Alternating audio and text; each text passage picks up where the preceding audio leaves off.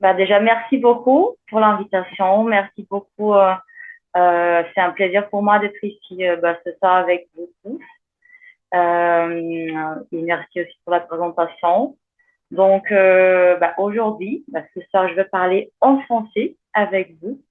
Et on va parler sur une thématique que ça me tient énormément au cœur, que c'est justement la triade de la liberté. La triade qui fait le passeport polyglotte, que j'aime dire, qui sont justement les trois langues principales que je considère les principales aujourd'hui, qui, qui peuvent rendre quelqu'un libre dans tous les sens. Dans le sens de la liberté linguistique, la liberté géographique et la liberté économique. Donc voilà, avec ces trois langues-là, on arrive à conquérir ce que j'appelle la triade de la liberté, parce que à travers une langue, on ne devient pas tout simplement bilingue, mais on devient libre dans ce sens. Et il y a quelques langues qui sont euh, plus, euh, plus intéressantes, on va dire, pour nous permettre d'y arriver. Donc, c'est sur cela qu'on va parler ce soir. Donc, ici, laisse-moi laisse-moi voir si vous voyez le même écran que moi. Je ne suis pas sûre. Oui, je crois. Oui, c'est très bien. Alors, donc, je me présente rapidement parce que voilà, on a déjà eu une biographie. Merci beaucoup pour ça. Euh, bon, déjà, les diapos, ils sont en portugais, même que la présentation, elle est en français. Donc voilà, mais je vais le lire quand même, je vais parler en français en ce moment. Alors, moi, je suis Natalia, je suis brésilienne d'origine. J'ai grandi dans le sud du Brésil, dans une ville qui s'appelle Uruguaiana. C'est vraiment dans le sud et normalement, on dit que c'est la dernière ville au Brésil. C'est une ville qui fait frontière avec l'Argentine, avec la ville de Paso de los Libres. Et c'est un peu là, déjà, en ce moment, que mon parcours polyglotte, ou en tout cas avec les langues, ont déjà commencé. Euh, Parce que, voilà, je commençais à parler portugais. On parle au fait d'être nette au Brésil et d'être brésilienne, donc on parle portugais. Mais aussi au sein de ma famille, il y a des membres qui sont argentins. Donc, une partie de ma famille vient de l'Argentine et aussi grâce à cette proximité géographique avec l'Argentine, euh, je passais pas mal de temps en Argentine. On passait des week-ends pour voir la partie de ma famille qui habitait là-bas. Donc, c'était quelque chose qui était hyper présent dans ma vie depuis toujours. Donc, je parlais et j'écoutais l'espagnol et le portugais depuis mon âge de 5 ans. Après, j'ai déménagé à Porto Alegre, la capitale de mon état, où j'ai fini ma licence en droit avec une distinction académique. Pendant cette époque, j'ai donc travaillé sur mon anglais, ce qui m'a permis d'avoir beaucoup d'opportunités professionnelles et personnelles aussi.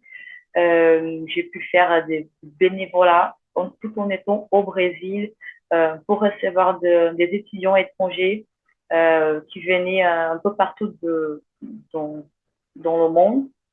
Laisse-moi voir s'il y a une petite question ici. Ah, ok, mais c'est pas pour moi. Euh, donc, c'était un moment où j'ai pu recevoir plusieurs étudiants et en ce moment, je pratiquais, j'ai écouté, j'ai utilisé l'anglais de cette manière pour me connecter avec des personnes.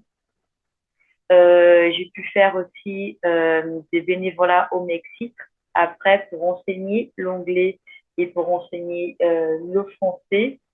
Et ça, c'était un moment un petit peu après parce que j'ai décidé alors de focaliser complètement sur l'anglais dans un premier temps, vu que c'était pour moi une langue assez stratégique et importante dans un point de vue professionnel. Donc, je me suis dit, même que le français soit une langue pour moi qui me touche énormément, que j'ai énormément envie d'apprendre. Je vais pouvoir me permettre d'en faire une fois que je me sens assez à l'aise et confortable dans l'anglais. Voilà, c'était vraiment mon but et je sais que c'est hyper important. Et aujourd'hui, ben, je vois que ça faisait beaucoup de sens de faire ça. Donc, j'ai utilisé l'anglais m'a permis d'ouvrir des portes. Donc, j'ai fait de la recherche au premier cycle à l'université. Donc, j'ai eu des bourses pour faire de la recherche et ça m'a permis de développer et organiser des événements internationaux. J'ai pu recevoir des professeurs qui venaient de Harvard, de Stanford et tout ça grâce au fait que je parlais anglais à l'époque. Et c'est une image, c'est un moment que je vais jamais oublier, le moment de l'entretien avec la professeure qui faisait la sélection alors pour être boursière et faire de la recherche avec elle. Elle m'a posé la question, OK, niveau anglais, tu parles couramment, c'est ça. Donc, c'était pas une question de, OK, avec l'anglais, tu te débrouilles, ça va. Non, non, tu parles couramment et c'est in ou non et c'est out. Donc là, tu vois la puissance de parler ou pas une langue. Et, euh, et après tout ça, donc j'ai eu mon diplôme, j'ai eu beaucoup d'opportunités à travers l'anglais, soit de contact, soit d'organisation d'événements, soit d'opportunités en général. Euh, et donc, j'ai commencé à travailler en tant qu'avocate. J'étais avocate dans l'un des plus gros cabinets au Brésil qui représentait le cas de Lava Jato. Donc, nous tous, on connaît ça assez bien au Brésil. C'était vraiment un privilège pour quelqu'un qui venait de finir ses études et pouvoir être sur ce genre de situation. Mais aussi, j'ai vécu une situation qui était assez intense. Donc, j'ai vécu un burn-out à ce moment-là. Et pendant ce moment, je me suis rendu compte à quel point ça touchait ma vie, ma santé. Et j'ai remis beaucoup en question tout ce que je faisais parce que pour moi, c'était dans le centre de mon activité. Pour moi, le fait de faire quelque chose dont je crois énormément et que j'arrive à faire un changement dans la vie de quelqu'un à travers mon travail. Et j'étais hyper frustrée avec la différence entre la théorie et la pratique dans le droit au Brésil. Et en plus d'avoir cette frustration, j'avais aussi ces changements dans ma santé. Ça m'a touché dans plusieurs niveaux, que ça m'a fait prendre 2 semaines d'arrêt maladie. Et pendant ces 2 semaines-là, j'ai fait énormément de réflexions. Je me sentais même culpable du fait que j'étais malade, alors que personne ne se met dans cette situation parce qu'on veut. Euh, et, euh, et donc, je me suis permise pendant cette époque de réfléchir beaucoup sur pourquoi tout se passait comme ça. Et je crois énormément sur le fait que toutes les choses se passent pour une raison. Il faut juste qu'on prenne du temps à analyser, à voir les signes, à comprendre un peu les leçons derrière les choses ou même les personnes. Donc, il y a tout un côté pour moi d'apprentissage dans la vie. C'est une grande école. Et donc là, en ce moment, je réfléchis. Et au lieu de reprendre le travail après ces 2 semaines, ces 2 semaines-là, ils ont changé ma vie pour toujours. Parce que après, au lieu de reprendre le travail, je demandais une réunion et je démissionnais. Tout simplement, j'avais énormément peur, bien sûr, mais je sentais que c'était la bonne chose à faire. C'était vraiment le bon chemin. Et après ça, je me suis lancée dans l'entrepreneuriat avec la création de ce qui est aujourd'hui mon entreprise ABC Polyglota. Et c'est une aventure qui fait bientôt ses 4 ans d'existence. Et là, pour moi, c'est c'est le centre de mon propos, où je crois énormément dans l'éducation comme un outil, l'un des outils les plus puissants pour changer la vie de quelqu'un, à donner l'accès à l'éducation, les qualités et surtout l'accès à l'éducation de langue étrangère. Parce que moi, je suis la preuve vivante que ça a changé ma vie. Je sais de la capacité de changement qu'on peut avoir à travers les langues, soit à niveau professionnel ou personnel. Et, euh, et donc, pour aligner à ce nouveau propos, donc j'ai décidé de venir en France et suivre un master en didactique de langue étrangère où je me suis candidatée pour ce master. J'ai eu alors une bourse d'excellence, c'est la bourse IDEC, qui m'a permis aussi de me maintenir pendant les premiers mois. Et donc, j'ai habité dans les Alpes françaises, dans la ville de Grenoble, c'est la capitale des Alpes. J'ai habité pendant 2 ans pour faire ce master-là. Et après, j'ai décidé de faire un deuxième master d'une manière assez naturelle, on va dire. C'est le master que je suis en train de finir aujourd'hui. C'est un master en entrepreneuriat et management de projet que je fais actuellement à Paris, où je suis basée. Et, et à côté de ça, en parallèle, j'ai eu aussi d'autres opportunités de, de niveau langue. Donc, j'ai travaillé en tant que professeur d'anglais pour l'Université d'Amsterdam. Et j'étais aussi coach d'anglais pour des entrepreneurs francophones. Donc, les francophones, ce sont les communautés de personnes qui parlent français. Donc, ça veut dire pas forcément qu'ils sont des personnes qui sont des Français, mais qui parlent français. Donc, il y avait des personnes dans cette communauté qui parlaient français et ils ont été basés soit en France, d'autres que j'ai été en Belgique, en Suisse, à Malte, à Dubaï même. Donc voilà, assez varié. Et le lien qui les connectait tous, c'était le fait qu'ils parlaient tous français. Et là, c'est une situation assez intéressante pour moi parce que j'enseignais l'anglais, qui pour moi, c'est une langue étrangère. Et je l'enseignais à travers une deuxième langue étrangère, c'est le français. Donc, j'utilisais le français comme langue de change pour enseigner une autre langue, c'était l'anglais. Voilà pour la petite histoire.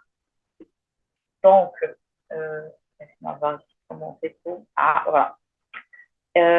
Donc, j'aime beaucoup commencer à analyser quand, quand on fait cette réflexion. Ok, bah là, on est tous en train d'écouter une présentation en français. Mais ici, pendant cette présentation, si je décidais de parler en anglais, euh, combien de personnes seraient capables de comprendre, à quel pourcentage vous seriez capable de continuer à comprendre. Ou si je parle en espagnol, si je change comme ça, et empiezo a hablar en espagnol.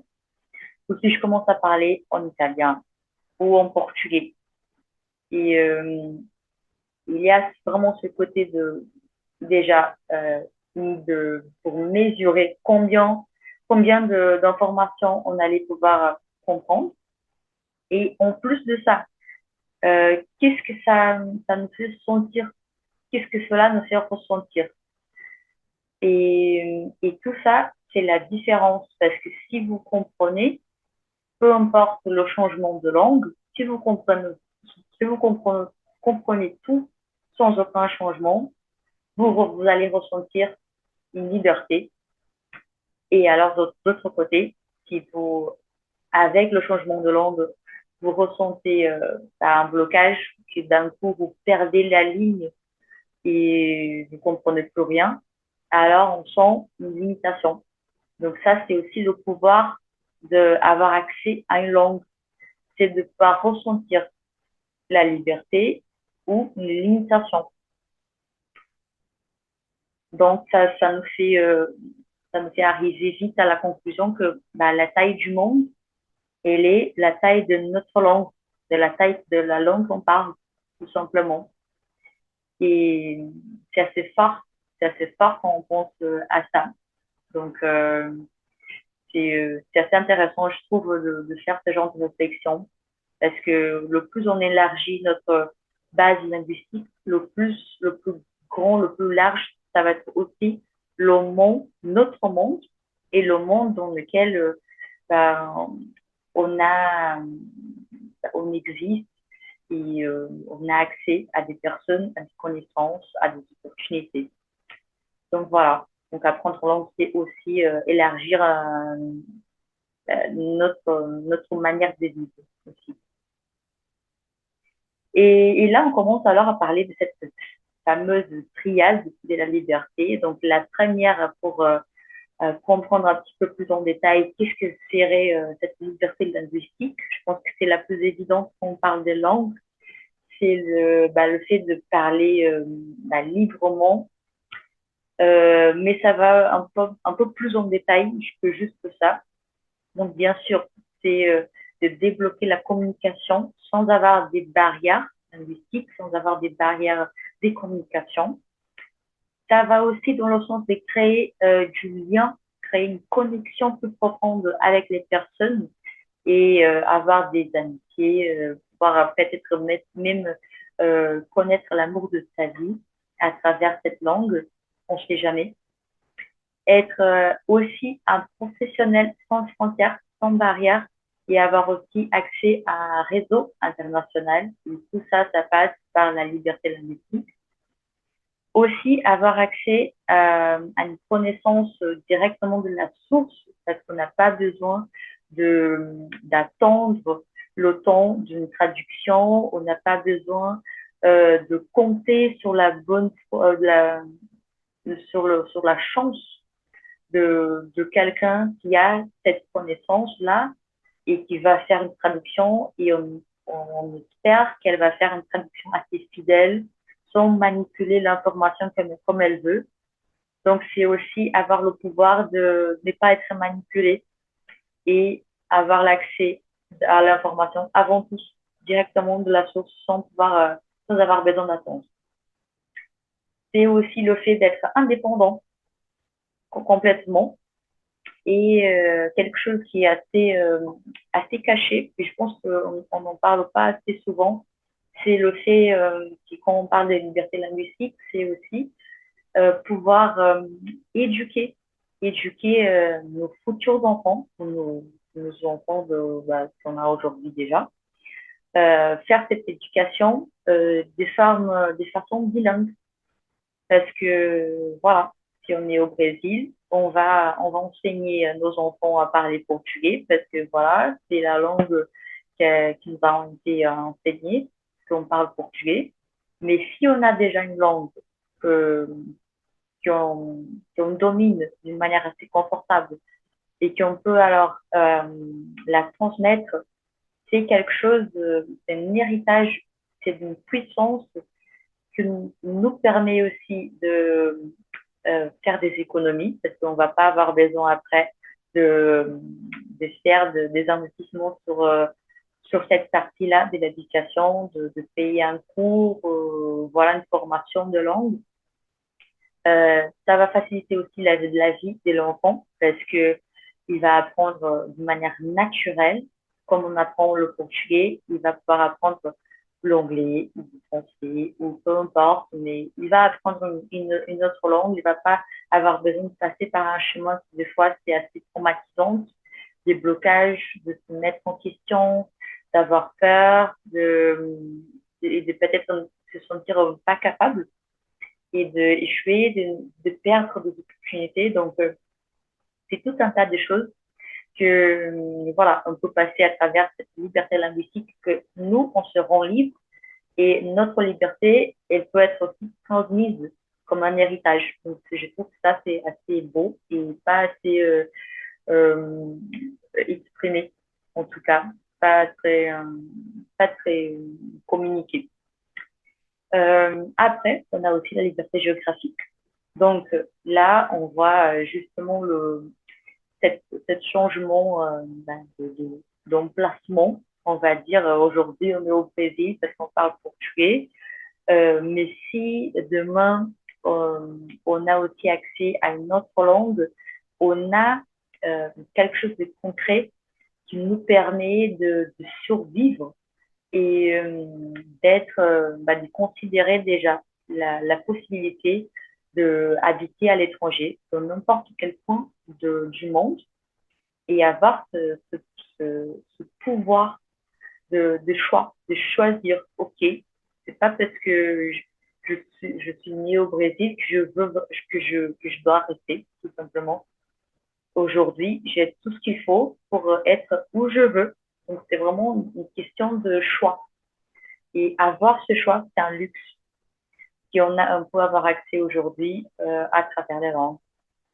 C'est aussi la liberté de travailler de n'importe où dans le monde, soit en étant un nomade digital, en voyageant avec son sac à dos et son travail c'est dans son sac à dos, soit dans des entreprises internationales, dans le marché étranger.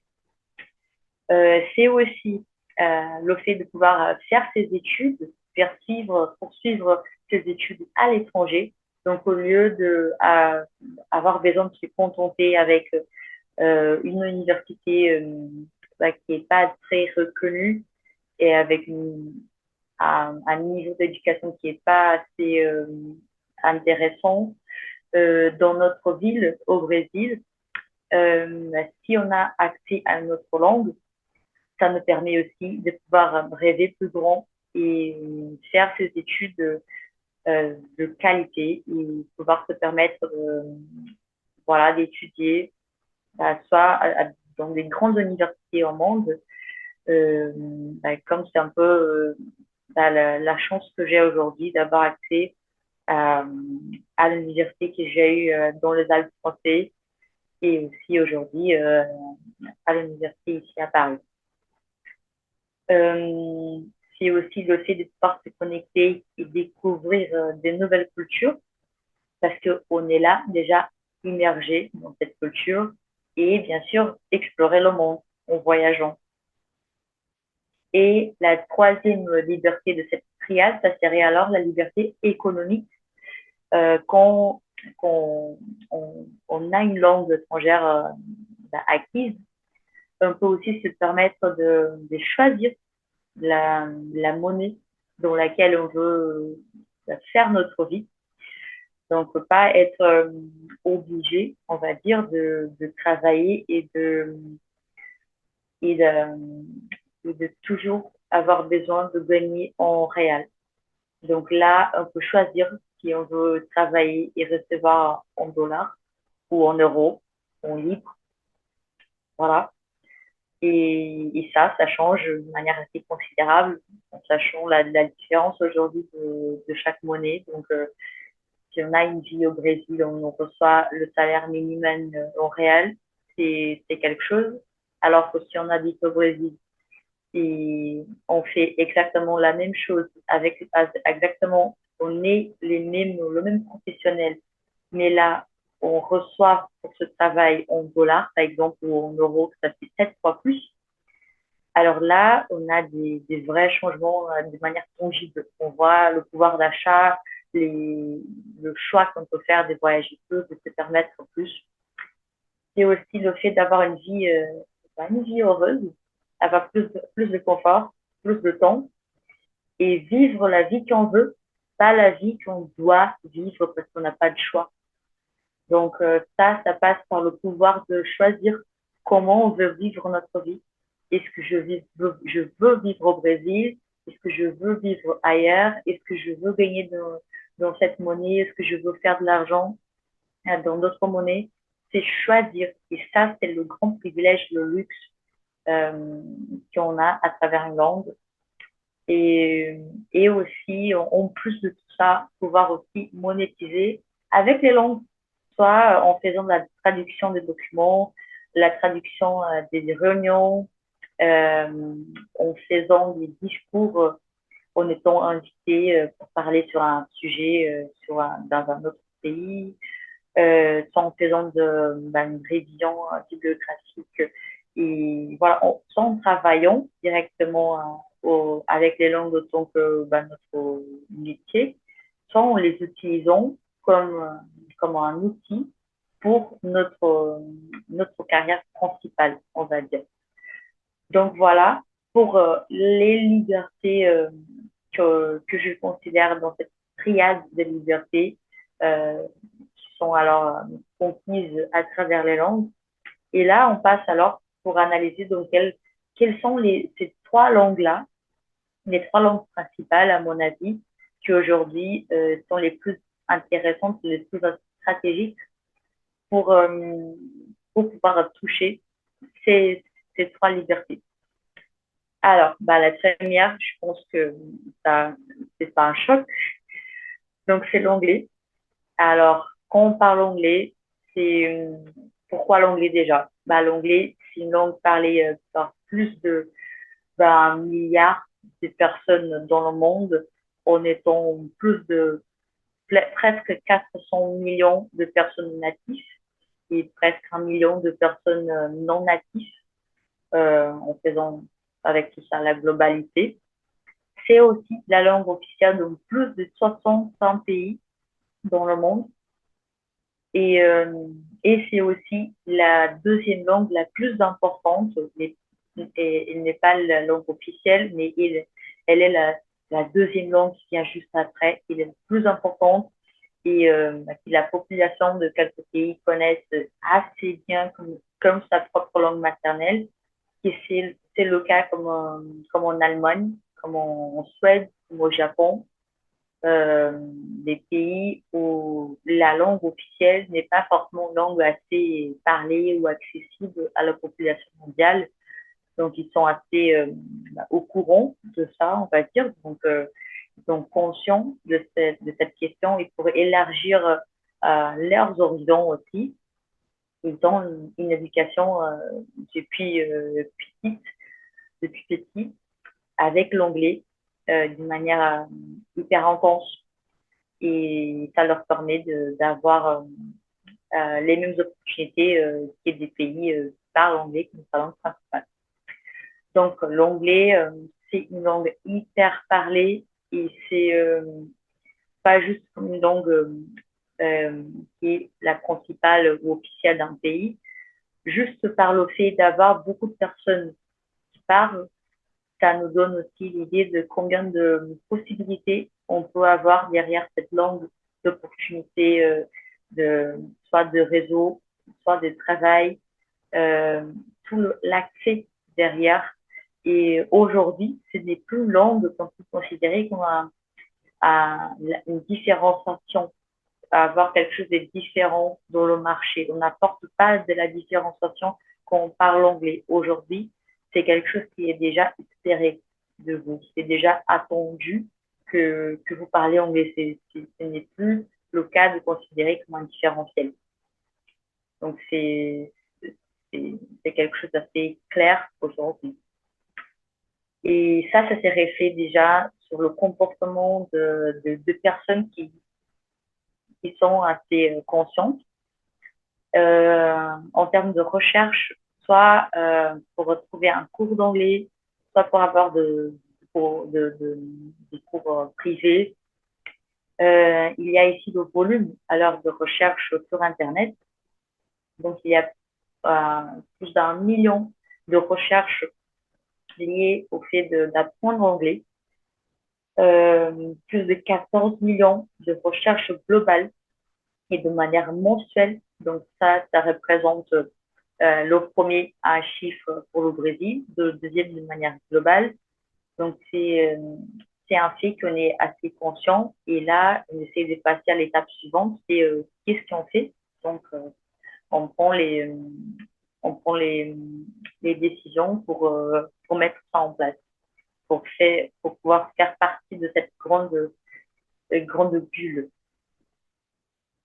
La deuxième, alors, je dirais que c'est l'espagnol. Et pourquoi? Alors, l'espagnol, c'est aussi une langue hyper parlée dans le monde.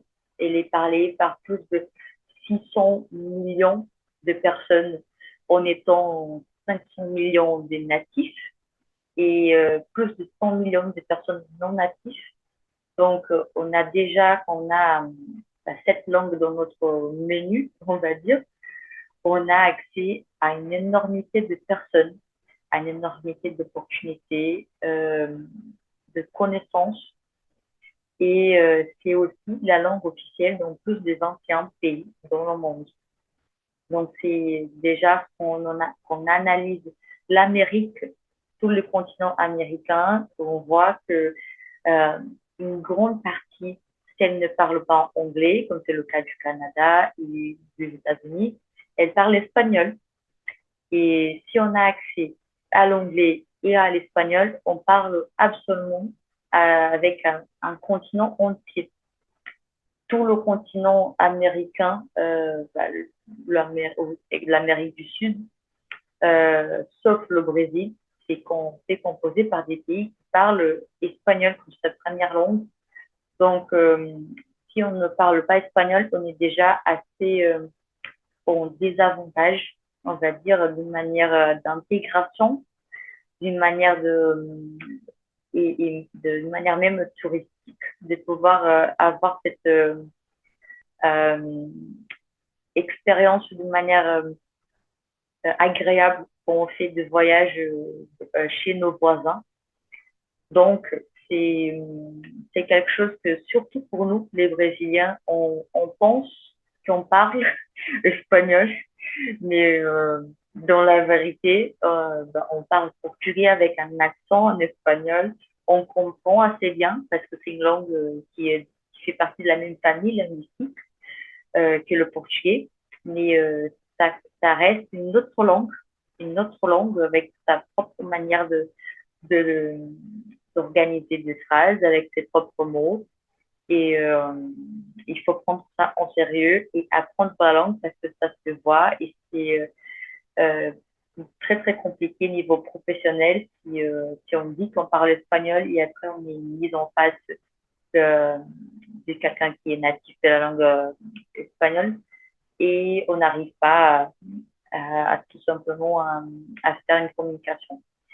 Donc, il y a en plus cette couche, surtout pour nous les Brésiliens, de prendre ça en sérieux pour avoir vraiment accès d'une manière véritable à tout bah,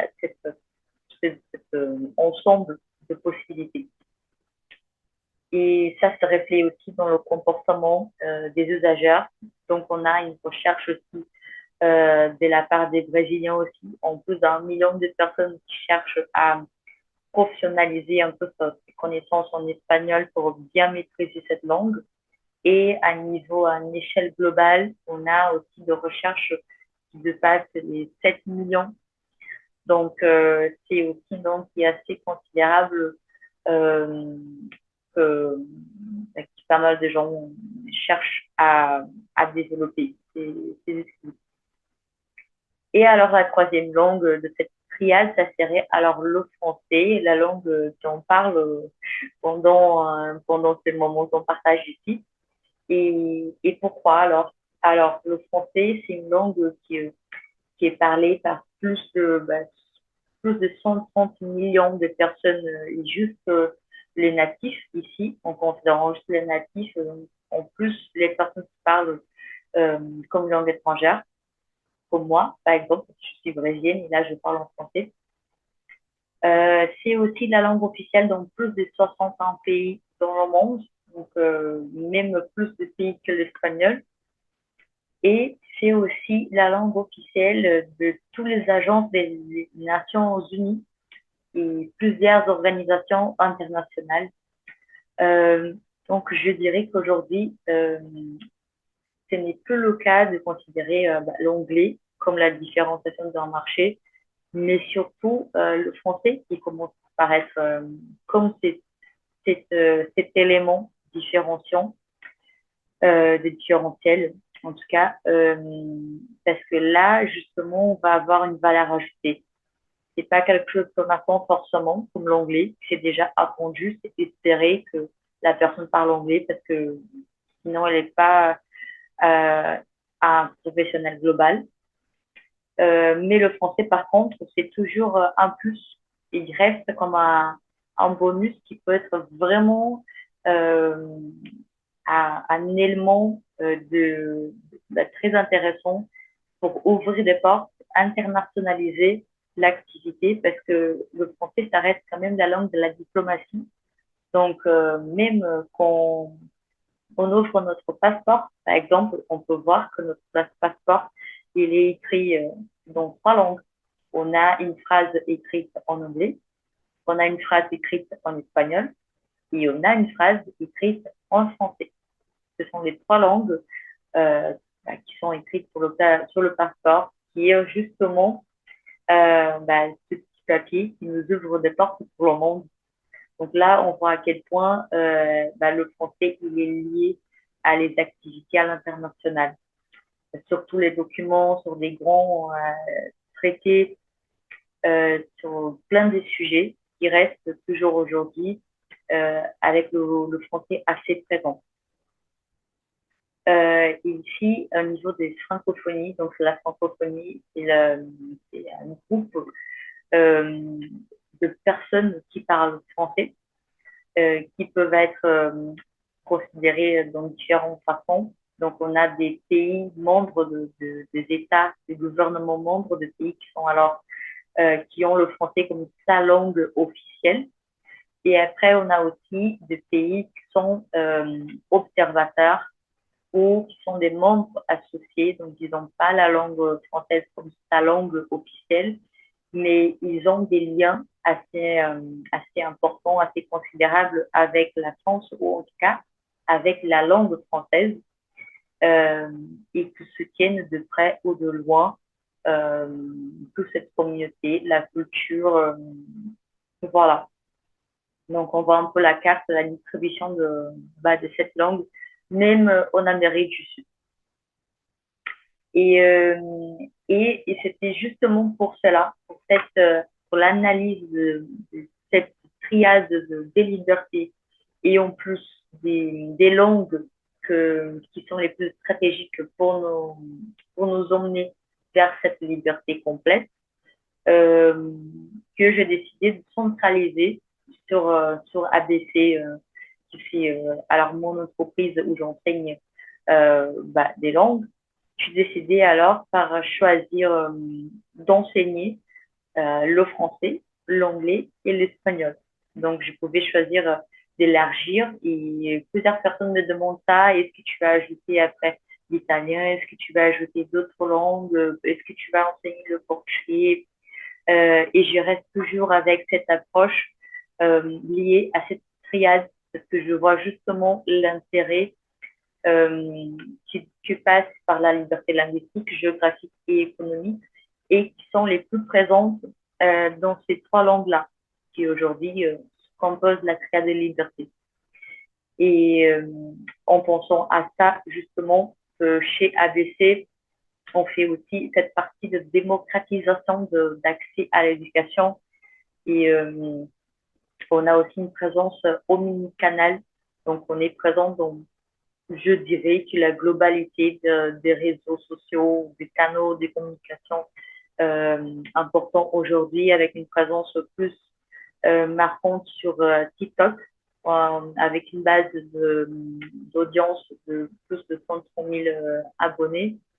Et après aussi, en partageant des contenus sur Instagram, sur YouTube, avec des playlists sur Spotify pour que les gens puissent aussi avoir accès à, à des playlists des musiques qui sont pensées, qui sont choisies, pas par hasard, mais parce qu'ils sont assez adaptés pour faciliter la compréhension tout au début, surtout et donc des playlists personnalisées pour chaque langue, pour le français, pour l'italien, pour l'espagnol. Et là, dans ce cas-là, je me suis permise aussi de mettre l'italien, donc pourquoi pas. En créant des documents pour partager, donc par exemple des e-books et des matériels qui peuvent aussi aider aux personnes qui sont intéressées à apprendre une langue et qui ne peuvent pas en ce moment de se permettre de faire un cours, d'avoir accès à quelque chose de plus structuré. Donc, c'est vraiment mon propos et c'est ma mission à travers ABC, c'est de vraiment de faire d'être un moteur de changement dans l'éducation du pays euh, pour pouvoir donner accès au plus de personnes possible à une éducation de qualité et permettre qu'eux, ils peuvent choisir la vie qu'ils veulent et tout ça à travers les langues et avec une éducation de qualité de langue étrangère. En pensant à tout ça, qu'alors j'ai analysé aussi pourquoi les gens, alors pourquoi on a autant de cours au Brésil, on a autant de cours d'anglais, on a autant de cours de français, d'espagnol, et que même on reste avec des pourcentages, des pourcentages de personnes qui parlent une deuxième langue étrangère aussi bas. On a presque, on dirait que c'est 1% de la population nationale, alors que là, on parle d'une population qui compte plus de 220 millions de personnes et juste 1% sur ces 200, plus de 200 millions sont capables de manière euh, assez à l'aise de parler une deuxième langue, même pas une troisième, mais juste une première langue étrangère. Euh, Et là, je commençais à analyser alors pourquoi, c'est quoi la racine de cette problématique, parce que c'est pas la manque de cours, bien sûr, mais c'est un tas de choses.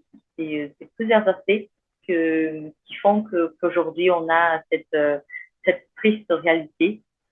Donc c'est bien sûr la méthodologie qu'on utilise.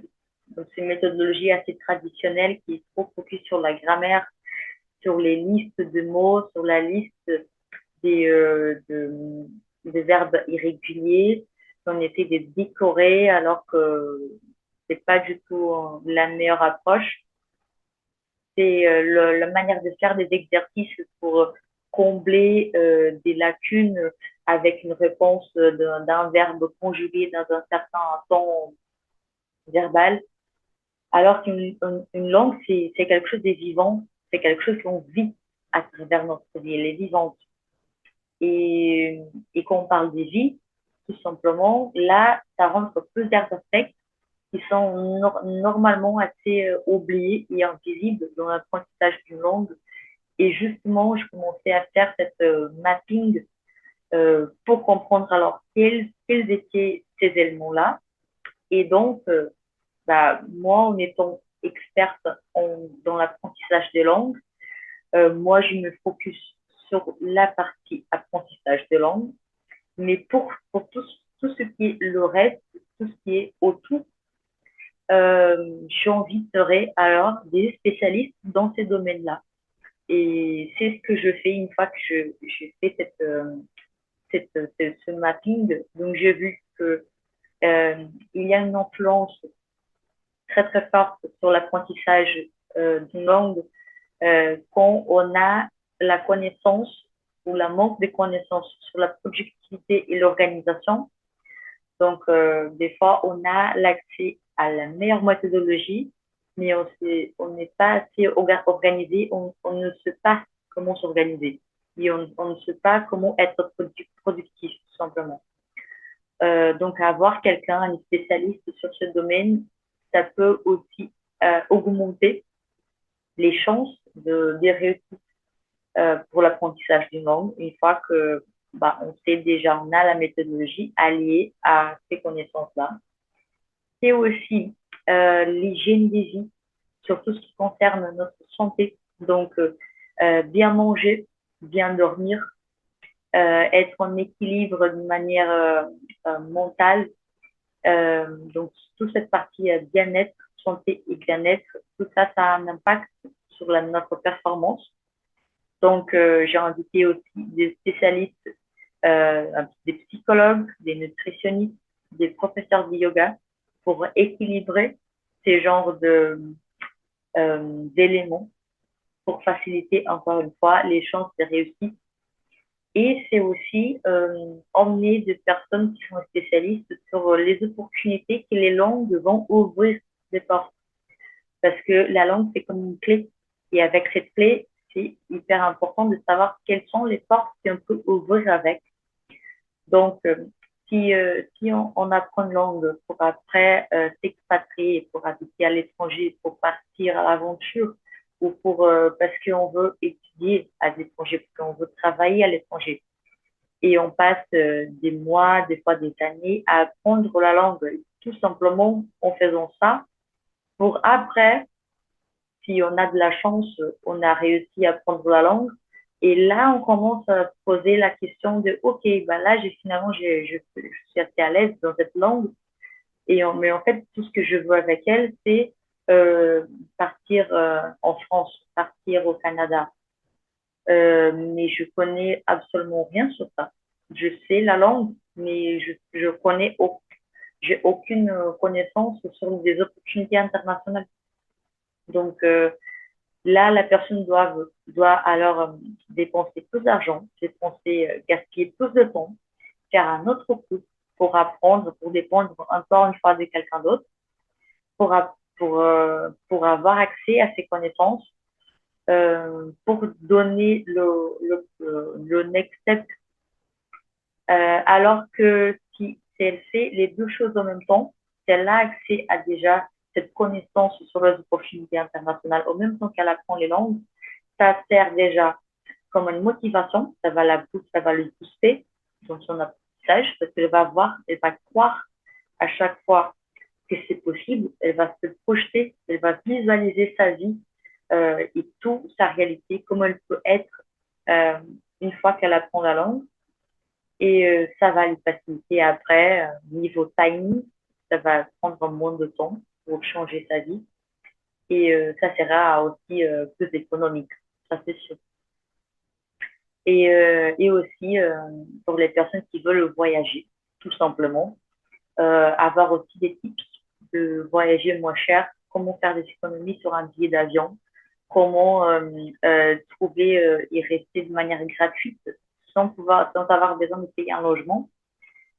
Euh, Comment trouver des personnes, comment trouver des choses à faire et tout ça aussi avoir un spécialiste dans des voyages et avoir tout ça réuni dans un même endroit pour avoir un espèce d'écosystème d'apprentissage qui j'aime bien appeler d'un écosystème d'apprentissage de 360 degrés euh, pour avoir un espèce de tout en un, tout simplement, comme si c'était un écosystème solaire d'une certaine manière. On a le soleil au milieu, c'est vraiment le cœur de la méthodologie des langues, avec tout ce qu'on a besoin niveau grammaire, phonétique, professeur natif pour parler, une communauté de personnes, et en orbitant autour de cela, tous ces genres de domaines qui ont une influence directe ou indirecte, mais qui ont sûrement un impact sur l'apprentissage.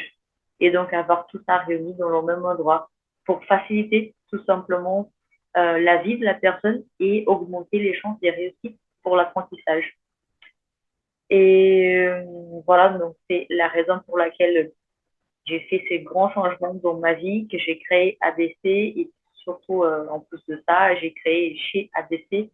J'ai décidé de partir avec une approche assez différente des autres cours traditionnels, mais avec cette approche plus complète, on va dire, sur la plateforme où on peut trouver tous ces aspects.